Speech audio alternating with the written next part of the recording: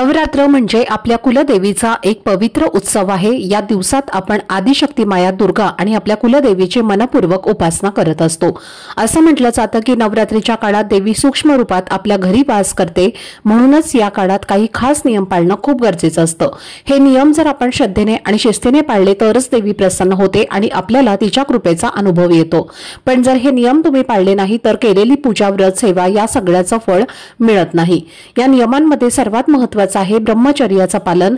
नवरात्रीच्या काळात दाढी करणं, केस किंवा नख कापणं टाळावं। स्वतःची आणि घराची स्वच्छता अतिशय महत्त्वाची आहे। तुमच्या घरी घट बसवलेला असो वा नसो, अखंड दिवा लावलेला असो वा नसो, नियम मात्र सर्वांनाच लागू असतात। या काळात काही खास कामं महिलांनी करणं टाळायचं आहे। जर याबद्दलची संपूर्ण माहिती तुम्हाला हवी असेल तर व्हिडिओच्या खाली चॅनलचं नाव आणि लोगो दिसेल, त्याच्या खाली एक छोटासा त्रिकोणाचं चिन्ह तुम्हाला दिसेल, त्यावरती क्लिक करा म्हणजे योग्य ती माहिती तुमच्यापर्यंत पोहोचेल। धन्यवाद। श्री स्वामी समर्थ।